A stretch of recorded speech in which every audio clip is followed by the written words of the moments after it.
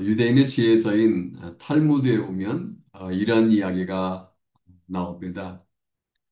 임금님이 광대인 시몬과 바보인 요한 두 사람을 불렀습니다. 그리고 이렇게 명을 내렸습니다. 여봐라, 시몬은 세상에서 가장 좋은 것을 가져오도록 하라. 그리고 요한은 세상에서 가장 나쁜 것을 가져오도록 하라. 한 사람은 가장 좋은 것, 한 사람은 가장 나쁜 것을 가져오라고 명을 내렸습니다. 오랜 시간이 흘렀습니다. 광대 시몬과 바보 요한 두 사람이 돌아왔습니다. 가장 먼저 세계에서 가장 좋은 것을 구해온 광대 시몬의 상자를 열어보자 그 안에서 사람의 혀가 나왔습니다.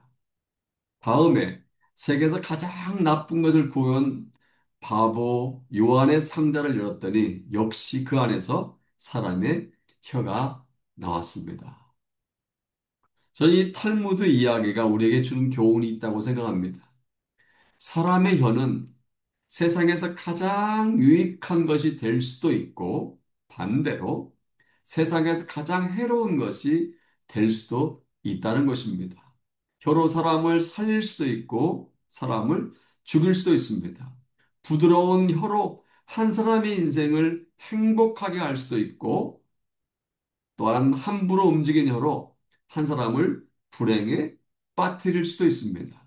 기쁨에 넘친 한마디가 즐거운 이웃을 만들 수도 있고 무책임한 한마디가 한 사람을 매장시킬 수도 있습니다. 이처럼 혀에는요, 무서운 힘이 있고 말에는 엄청난 능력이 있습니다. 그래서 야고보서 3장 4절부터 5절을 보면 이렇게 말씀하고 있습니다. 또 배를 보라. 그렇게 크고 광풍에 밀려가는 것들을 지극히 작은 키로 사공의 뜻대로 운전하나니 이와 같이 혀도 작은 지체로 돼 큰 것을 자랑하도다. 보라 어떻게 작은 불이 어떻게 많은 나무를 태우는가.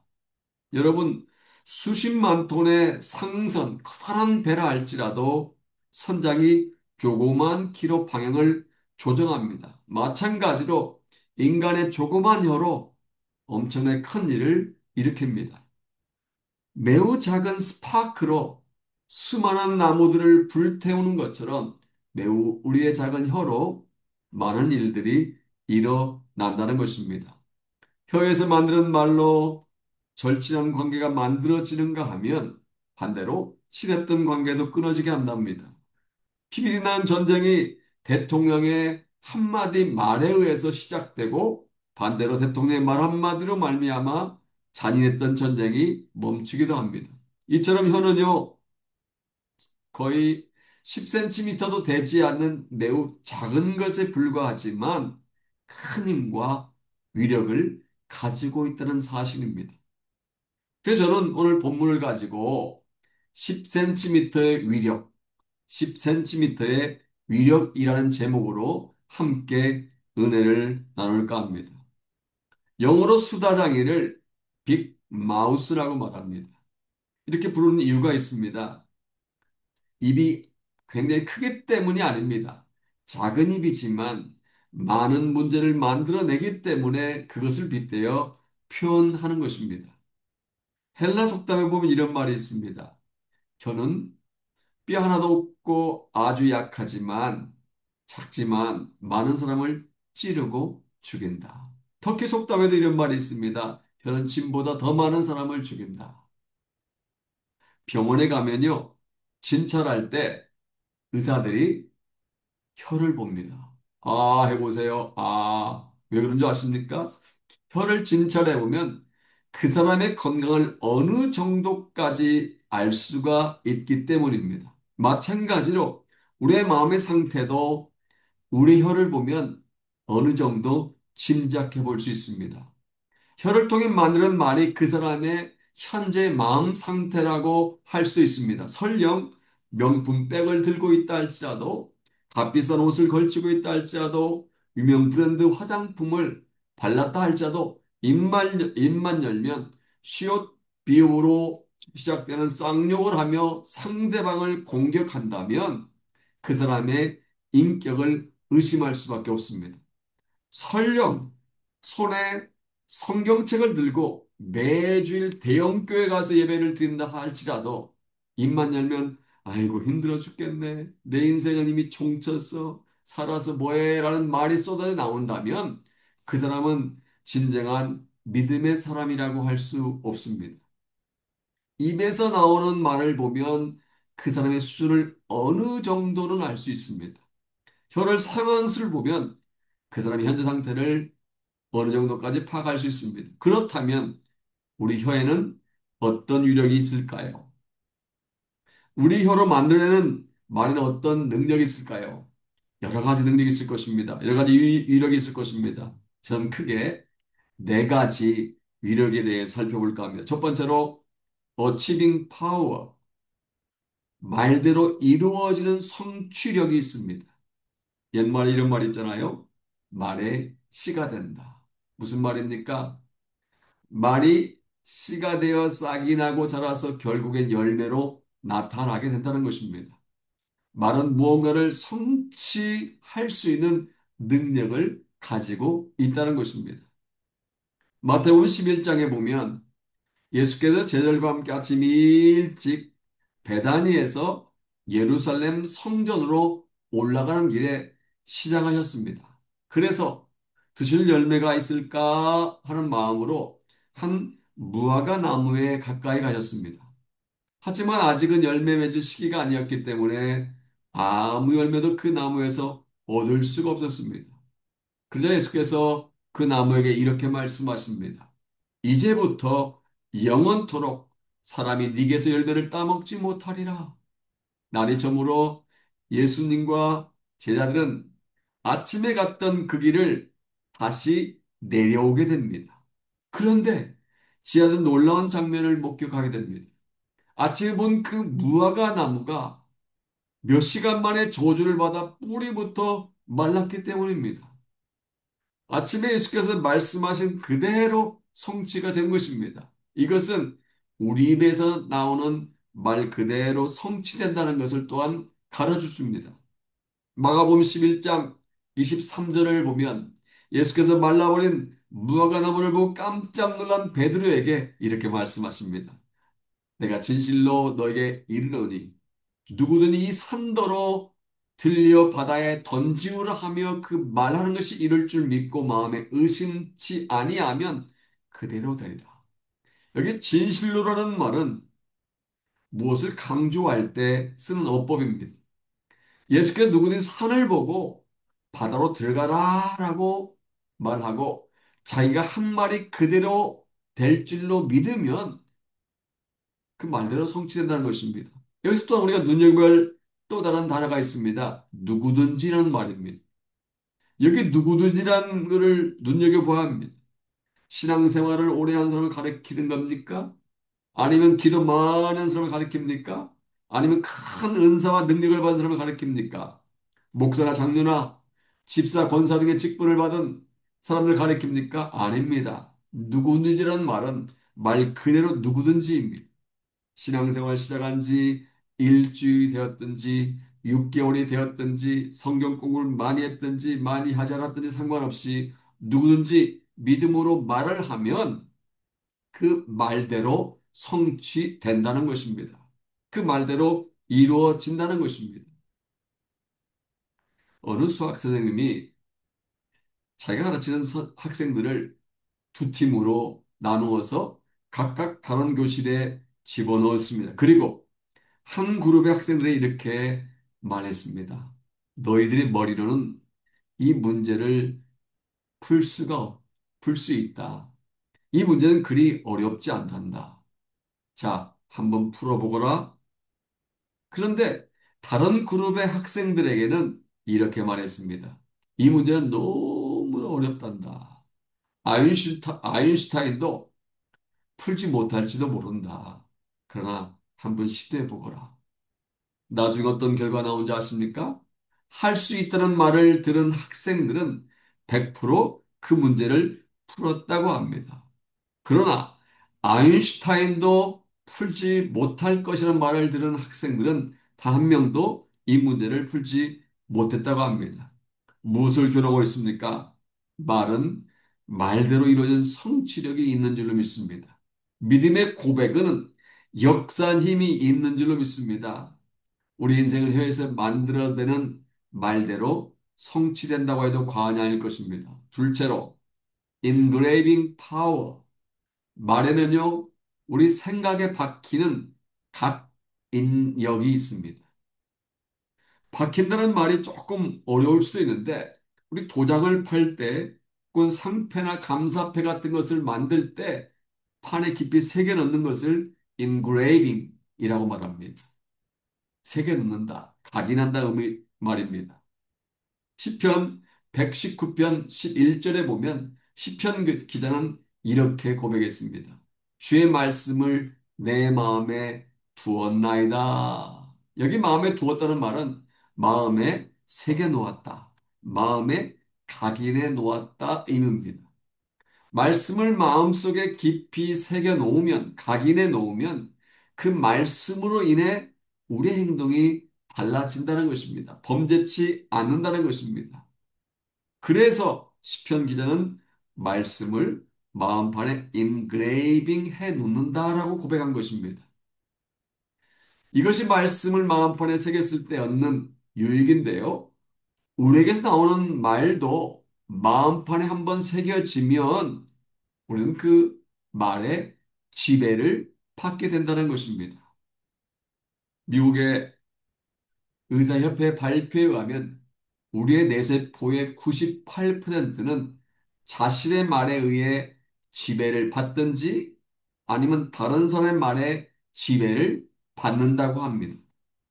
그러니까 입이 말한 것을 내 속에 새겨 두었다가 그 말대로 사람은 행동하게 된다는 것입니다. 내가 말하든지 다른 사람이 말하는 걸 들었든지 간에 이 말이 내 속에 각인되면 행동으로 나온다는 것입니다.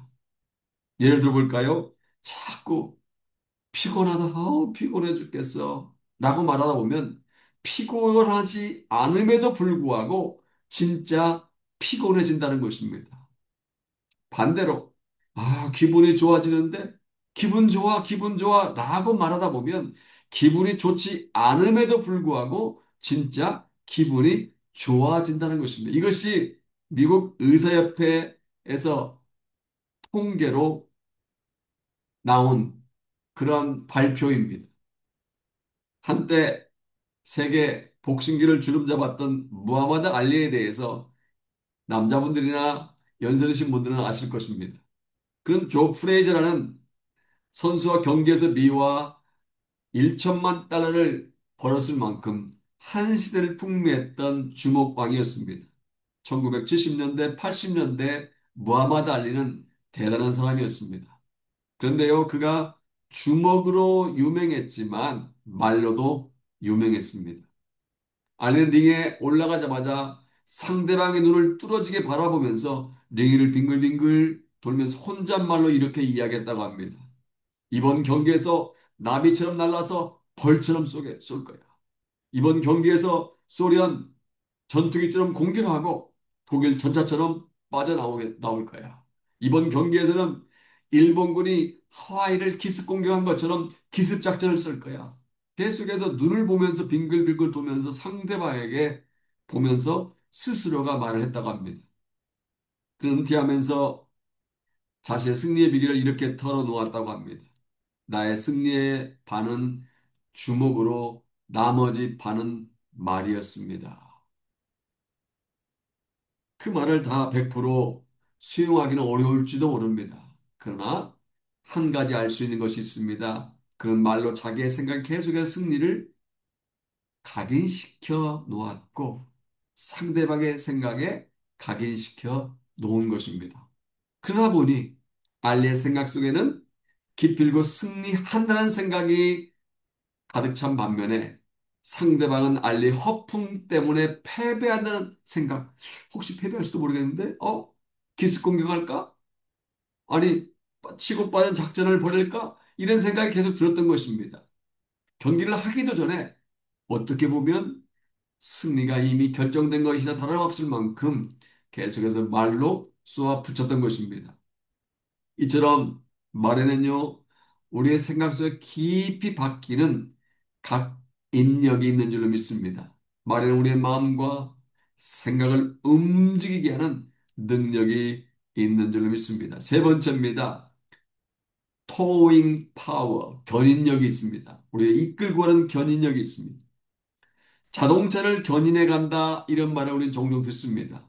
자동차를 끌고 간다는 의미입니다. 견인차만 끌고 가는 것이 아니라 사실은 혀로 만드는 말도 우리를 끌고 갑니다.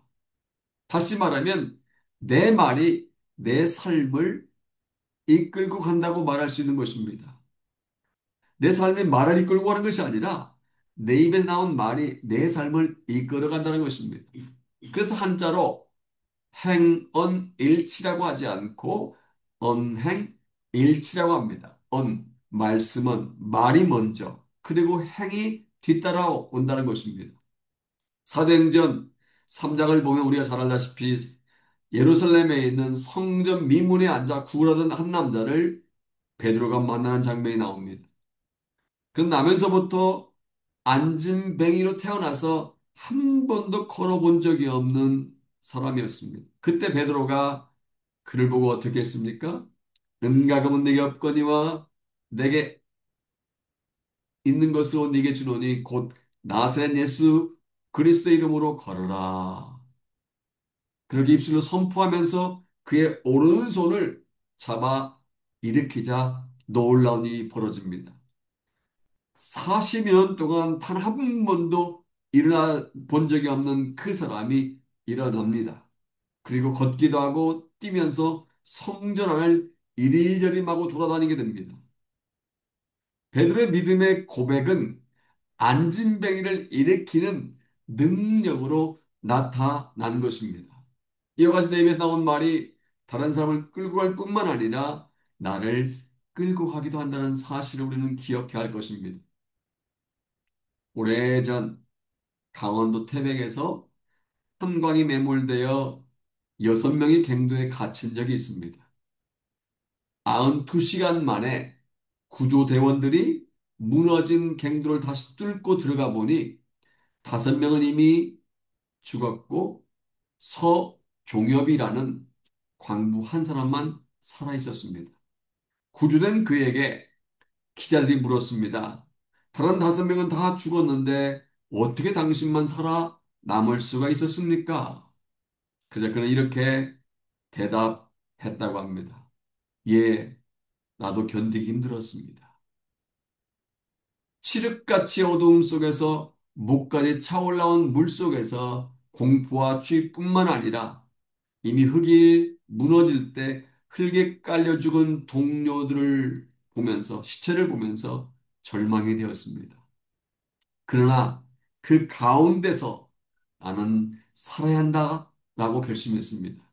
아내와 두 아들의 얼굴을 차려 떠올리면서 나는 살아야 한다. 나는 살아야 한다. 스스로 다짐하며 이를 악물고 견뎠습니다. 그리고 내가 배설한 똥과 오줌을 먹었습니다. 의식이 가물가물 거려 곧 죽을 것만 같을 때도 나는 기어코 살아야 해. 그래 나는 아내와 두 아들을 만나야 해. 다짐을 하고 또 다짐을 했습니다. 결국 의식을 잃으면서도 계속해서 고백한 그 고백대로 그는 구조가 되어 사랑하는 아내와 두 자녀를 만나게 된 것입니다. 이처럼 말에는 우리 삶을 끌고 가는 토잉 파워, 견인력이 있는 줄로 믿습니다. 말에는 우리 생각을 끌어당기고 환경을 끌어당기는 힘이 있는 줄로 믿습니다. 마지막 네 번째입니다. 드라이빙 파워, 추진력이 있습니다. 앞으로 나아가게 하는 힘이란 말입니다. 말이 방향을 결정하기 때문입니다. 말이 이를 추진하게 만들기 때문입니다. 창세기 49장에 보면 늙은 야곱이 세상을 떠나기 직전에 12명의 아들을 모아놓고 한 사람 한 사람 축복 기도를 하는 장면이 나옵니다. 그런데 유다에게는 늙은 아버지 야곱이 이렇게 축복합니다. 그의 나귀를 포도나무에 매며 그 암나귀 새끼를 아름다운 포도나무에 맬 것이며 또 그 옷을 포도주에 빨며 그 복장을 포도주에 빨리로다. 그는 포도주로 하여 붉겠고 그 이는 우유로 인하여 희리로다. 포도에 대한 축복하는 유언 겸 기도를 해준 것입니다. 그 나라가 어려움을 겪으면서 먹고 살 길이 막막해진 레인들이 성전을 버리고 뿔뿔이 도망쳤을 때 곡식과 포도주와 기름을 열심히 드린 지파는 오직 유다 지파뿐이었습니다. 느헤미야 13장을 보면 야곱이 축복해 준 것처럼 유다 지파는 다른 지파와 달리 포도주 장사가 나타날 정도로 풍부한 포도주를 갖게 됩니다. 그러니까 야곱이 유다 지파를 축복한 대로 아버지가 자손들을 축복한 대로 1400년이 훨씬 지나서 그대로 추진되었다는 것입니다. 말대로 진행되었다는 것입니다. 놀랍지 않습니까? 우리가 자녀들을, 우리 손주들을 향해서 말을 할 때 이렇게 축복하는 것이 중요합니다. 좋은 말로 축복하고 좋은 말로 격려하는 것이 중요합니다. 사람들에게 경부고속도로를 누가 만들었습니까? 라고 물으면 뭐라고 대답한 줄 아십니까? 박정희 대통령이 만들었습니다라고 대답합니다. 사실 박정희 대통령은요, 기공식 할 때 첫 삽을 뜬 것밖에 없습니다. 경부고속도로는 현대건설이 만들었습니다. 좀 더 정확히 말하면 대통령의 계획과 지시를 받은 고 정주영 회장이 회사 직원들에게 명령하고 여러 가지 중장비를 동원해서 만들었습니다. 그런데 경부고속도로를 누가 만들었습니까? 라고 말하면 박정희 대통령이 만들었다고 말합니다. 왜 그럴까요? 직접적으로 현장에 뛰어들어 도를 만들 것은 아니지만 대통령이 지시했기 때문에 대통령의 말을 했기 때문에 그 말이 일을 진행되게 했다는 것입니다. 이처럼 말에는요, 이를 추진하게 만드는 힘이 있다는 것입니다. 물론 대통령이 말했느냐, 국무총리가 말했느냐, 장관이 말했느냐, 아니면 시장과 도지사가 말했느냐, 아니면 평범한 시민이 말했느냐, 차이는 있을 것입니다. 그러나 한 가지 알 수 있는 것은 야고보 사도와 사도가 말한 것처럼 우리 혀가 큰 배의 방향을 결정하는 것처럼 우리의 말은 아무것도 아닌 것 같지만 사실 우리 인생의 방향을 진행시켜 나간다는 것입니다. 정리해보면 말에는, 혀에는 네 가지 능력이 있습니다. 무슨 능력입니까? 말대로 이루어지는 성취력, 우리의 생각에 바뀌는 각인력, 우리를 끌고 가는 견인력, 그리고 삶의 방향을 추진력이 있습니다. 저는 이 네 가지를 이렇게 외웁니다.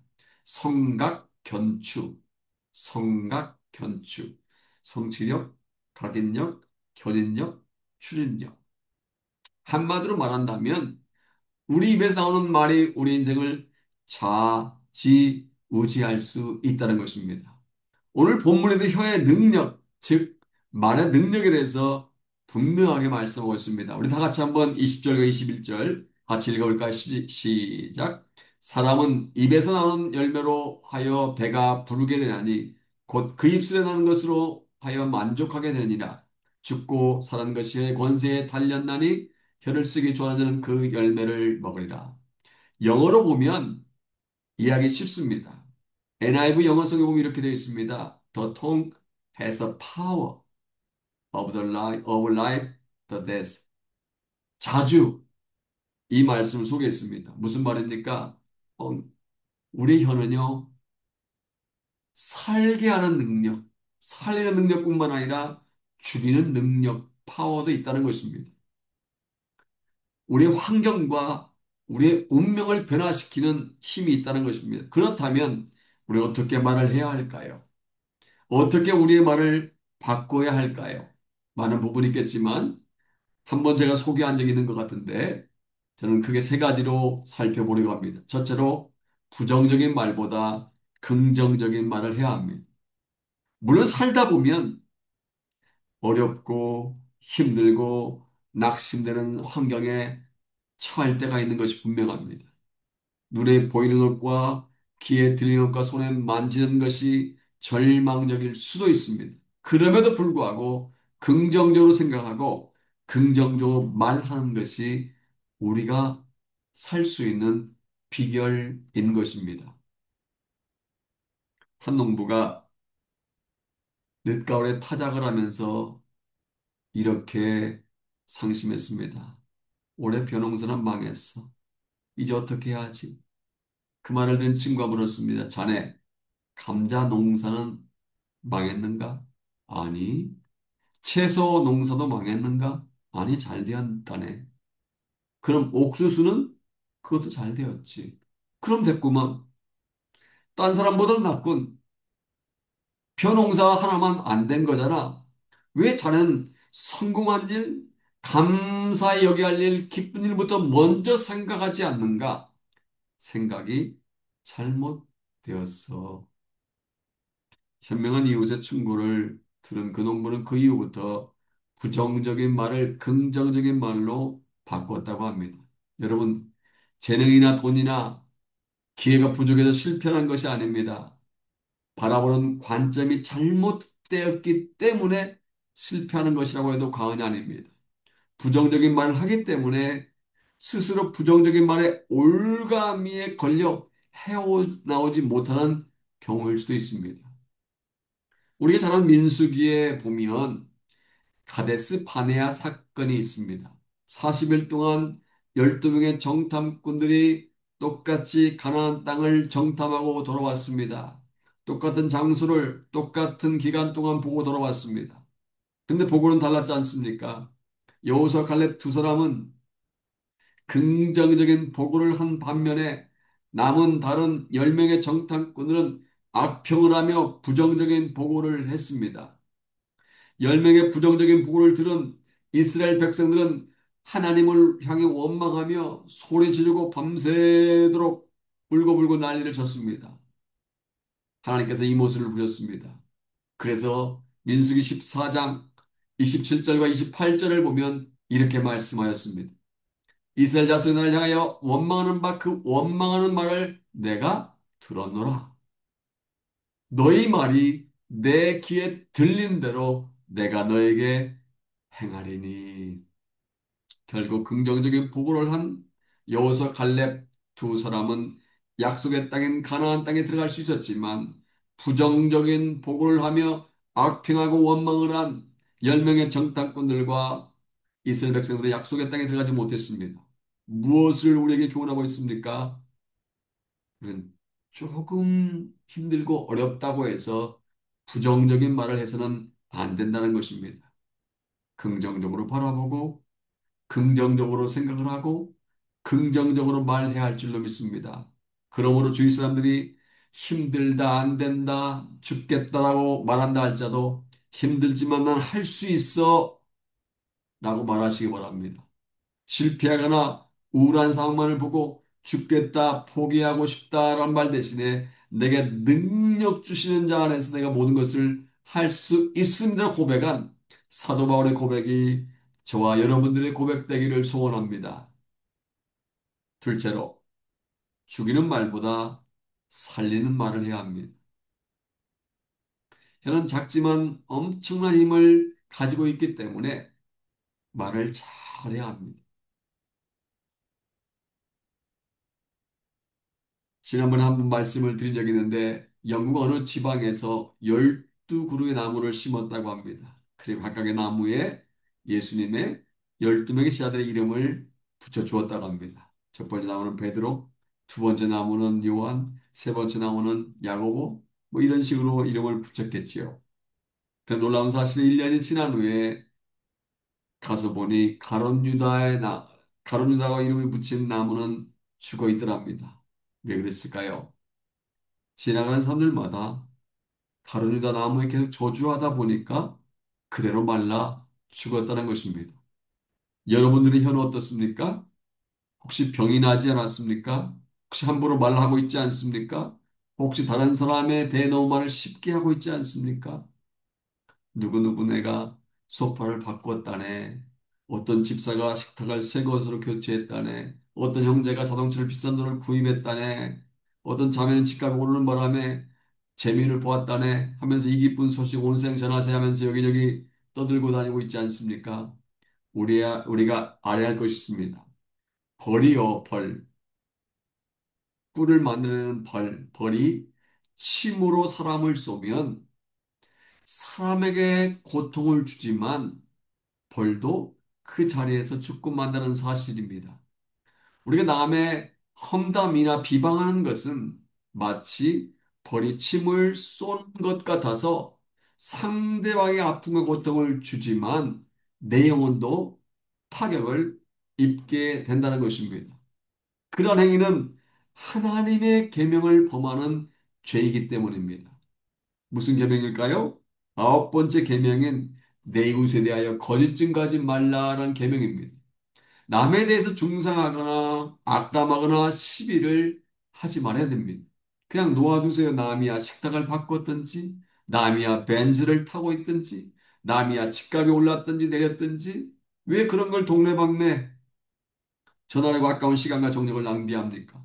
성경 어디에도 남의 이야기를 전하는 것이 사명이다. 남의 이야기를 하는 것이 은사다라는 말은 없습니다.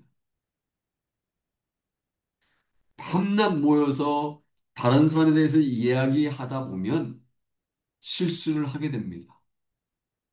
말을 많이 하다 보면 나도 모르게 과장하게 되어 있는 것이 인간입니다. 말을 자꾸 하다 보면 없는 사실에 대해서 살을 조금씩 조금씩 더 붙여갑니다. 그렇기 때문에 말을 많이 하는 사람들은 언제든지 말로 실수할 수 있고 말로 범죄할 가능성이 매우 높습니다. 혀를 잘못 사용하는 사람은요, 자신을 멸망으로 이끌 뿐만 아니라 다른 사람들까지도 무너뜨릴 수 있습니다. 혀는 사람을 살리는 이기가 될 뿐만 아니라 사람을 죽이는 흉기도 될 수가 있습니다. 우리 낚시를 하다 보면 등에 낚싯바늘이 끼어 올라오는 매우 멍청한 고기를 제하고는 대부분은 물고기는 항상 입으로 낚입니다. 우리가 마귀의 낚싯바늘에 걸리는 것은 바로 입 때문입니다. 대부분이 입을 통해서 잘못된 말을 하기 때문에 마귀의 낚싯바늘에 걸리는 경우가 많습니다. 따라서 범죄하지 않기 위해서는 우리는 할 수 있는 대로 말을 많이 해서는 안 될 줄로 믿습니다. 마귀에게 낚이지 않기 위해서 헛소문이라든지 자신도 확실히 모르는 풍수는 아예 입에 담지 말아야 합니다. 오늘 본문 죽고 사는 것이 혀의 권세에 달렸나니 혀를 쓰기 좋아하는 자는 그 열매를 먹는다는 사실을 기억하고 다른 사람뿐만 아니라 내가 살기 위해서라도 죽이는 말 대신에 살리는 말을 하는 저와 여러분 되기를 소원합니다. 셋째 마지막입니다. 우리는 불신의 말보다 믿음의 말을 해야 합니다. 이것이 믿음의 사람의 특징입니다. 안에 있는 것이 밖으로 나오게 되어 있기 때문에 믿음의 사람은 믿음의 말을 하게 됩니다. 고린도후서 4장 13절에서 말씀하고 있는 것을 보면 믿음과 말은 따로 국밥이 아니라는 것을 알 수 있습니다. 믿으면 믿음대로 말한다는 것입니다. 그러니까 그 사람의 입에서 나오는 말을 보면 그 사람이 믿음의 사람인가 아니면 믿음이 없는 사람인가를 알 수 있다는 것입니다. 입술에서 나오는 말을 보면 그 사람의 믿음이 떨어졌느냐 아니면 믿음이 굳건한가 어느 정도까지 알 수 있다는 것입니다. 성경에 보면 주님께서 우리의 믿음의 고백대로 역사하신다는 것을 알 수 있습니다. 마태복음 8장에 보면 예수께서 가버나움에 들어갔을 때 한 백부장이 나와서 간구합니다. 주여, 내 하인이 중풍병으로 집에 누워 몹시 괴로워하나이다. 백부장의 간청을 들은 예수께서 내 가서 고쳐주겠다. 라고 말씀하시자 백부장이 뭐라고 합니까? 다만 말씀으로만 하옵소서. 그러면 내 하인이 낫겠습니다. 그러자 예수께서 감동을 받으십니다. 백부장이 이렇게 말씀하십니다. 가라, 네 믿음대로 될지어다. 그리고 그 말씀한 시각에 하인의 병은 떠나가게 됩니다. 이런 무엇을 교훈하고 있습니까? 믿음의 고백이 기적을 일으킨다는 것입니다. 믿음의 고백이 새로운 역사를 창조하는 주님의 손길을 움직일 수 있는 비결이라는 것입니다. 그렇습니다. 주님께서는 우리의 믿음대로 역사하신 줄 믿습니다. 우리 인생, 우리의 믿음의 고백대로 되는 줄로 믿습니다. 사랑하는 어머니 가 여러분, 이제 한 이야기를 소개하고 말씀을 맺겠습니다. 한 어머니가 5살짜리 아들 데리고 점쟁이를 찾아갔습니다. 그 점쟁이가 어머니에게 말합니다. 이 아이는 아주 똑똑하고 앞으로 유명한 사람이 되기는 하겠는데 안타깝게도 43세 단명하겠습니다. 그 아이는 어린 5살짜리 아이는 점쟁이가 한 말을 옆에서 들었습니다. 그는 전아주 유명한 사람이 되었지만 40세가 점점 가까워지자 어릴 때 점쟁이에게서 들었던 말이 계속 생각이 나면서 날마다 불안한 삶을 살게 됩니다. 너무나 마음이 불안하게 되자 그는 마약에 손을 대기 시작합니다. 결국 그 마음을 치료하고 있던 말대로 그는 43세에 세상을 떠나고 맙니다. 그가 바로 전설적인 가수 엘비스 프레슬리입니다. 엘비스 프레슬리. 이처럼 인간은 말을 만들어내지만 말은 인간에게 영향을 끼칩니다. 우리가 어떤 말을 하느냐에 따라 우리는 그 말에 영향을 받게 되어 있습니다. 잠언 6장 2절에서 말씀하고 있는 것처럼 우리가 하는 말에 얽히기도 하고 잡히기도 합니다. 우리의 말이 우리 인생에 큰 영향을 끼치게 된다는 것입니다. 우리 입에서 나오는 말들이 우리를 살릴 수도 있고 우리를 죽일 수도 있다는 것입니다. 따라서 우리는 말을 잘해야 합니다. 우리는 보통 말 많은 사람을 향해서 말 잘하는 사람이라고 말합니다. 그런데 말 많이 하는 사람과 말 잘하는 사람이 이꼴은 아닙니다. 같은 의미는 아닙니다. 긍정적으로 말하는 사람, 살리는 말을 하는 사람, 믿음으로 말하는 사람이 말 잘하는 사람인 줄로 믿습니다. 비록 눈앞에는 어려움이 있어도 부정적으로 말하기보다는 긍정적으로 말하고, 비록 절망할 수밖에 없는 상황이 펼쳐져 있어도 희망을 말하는 사람이 말 잘하는 사람인 줄로 믿습니다.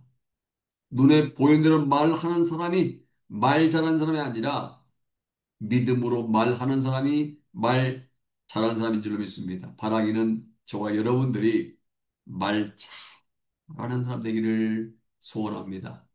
부정적으로 말하는 대신에 긍정적으로 말하고, 죽이는 말 대신에 살리는 말을 하고, 불신의 말 대신에 믿음의 말을 함으로 말미암아 이 땅에서 말의 위력을 체험하는 선한 역사를 이뤄가는 저와 여러분 되시기를 주님의 이름으로 축복합니다.